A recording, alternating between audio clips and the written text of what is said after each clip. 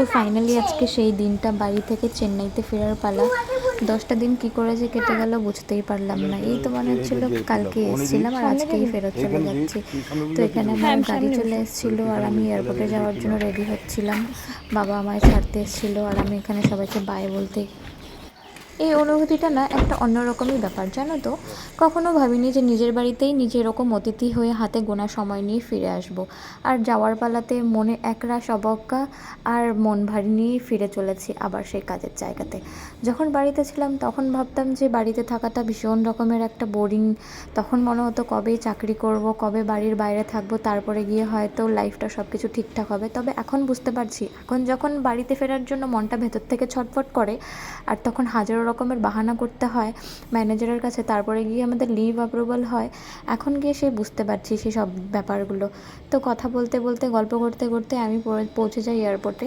আর এয়ারপোর্টে যাওয়ার পর খানিকটা একটু আমি নর্মাল স্বাভাবিক লাগছে এখন।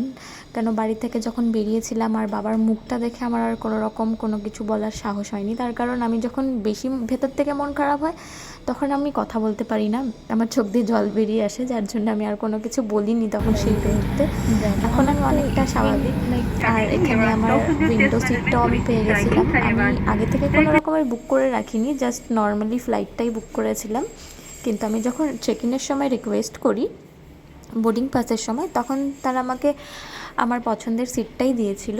তো যাই হোক, খুব ভালো লেগেছিল। আমিও হসপিটালিটি ইন্ডাস্ট্রি থেকে, তো গেস্টদের রিকোয়েস্ট রাখা, লাইক গেস্ট স্যাটিসফ্যাকশন খুব একটা বড় ব্যাপার। তো এখানে কথা বলতে বলতেই তারপরে ফ্লাইটও ছেড়ে দিয়েছে। এখানে খানিকক্ষণেরই জার্নি, তারপর আমি পৌঁছে যাব চেন্নাইতে। তারপরে 2 ঘন্টার ফ্লাইট জার্নির পরে ফাইনালি আমি ল্যান্ড করি চেন্নাইতে। আর চেন্নাইতে পৌঁছানোর পর ও মাই গড, আবারও সেই সেম রকমের অনুভূতি মনে হচ্ছিল। এত ভীষণ গরম। বাড়িতে যে কদিন ছিলাম মনে হচ্ছিলো কিছুটা একটুখানি পরিমাণে স্বাভাবিক ছিল আবহাওয়া, কিন্তু চেন্নাইতে ফেরার পর মনে হচ্ছে এখানে খুবই গরম বাড়ির তুলনাতে। যাই হোক, সেগুলো তো ভেবে আর কোনো লাভ নেই। 5 বছর থেকে যখন চেন্নাইতে রয়েছি, আবার এখন এত কান্না পাচ্ছে। তারপর আমি চলে যাই আমার রুমের দিকে। আর এখানে আমি কল বুক করে নিয়ে আমি র্যাপিডো বুক করে নিয়েছিলাম, তার কারণ আমার কাছে ছোট্ট একটা মতো ট্রলি ব্যাগ ছিল, যার জন্য আমার বাড়িতে যাওয়াতে ভীষণ রকমের টাকা পয়সা খরচ হয়ে গেছে। আর পকেট পুরো খালি বলতে পারো। মানে 10 দিনের ছুটিতে সেই 10-10,500 টাকার ফ্লাইট, মানে খুব এক্সপেন্সিভ মনে হয়েছিল। তারপরে আমি ফটাফট করে নিজের জন্য কিছু রকমের বাজার করে নিয়ে ফিরে চলে যাই নিজের রুমে।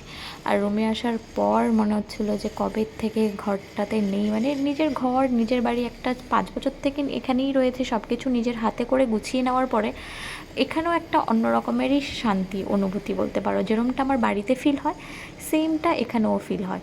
তার কারণ 5 বছর থেকে এখানে রয়েছি আর সব ঘরের প্রত্যেকটা কোণা কোণা নিজের হাতেতে আমার সাজানো। তাই জন্য এখানে একটা অন্যরকমই ইমোশনাল জড়িয়ে রয়েছে। তারপর আমি ফটাফট করে রান্নাবান্না করে নিই, আর এখানে রান্নাবান্না করে ফ্রেশ হয়ে খেয়ে তারপর এখন আমি চললাম ঘুমোতে। এবারে খাওয়া দাওয়া নেক্সট ভিডিও।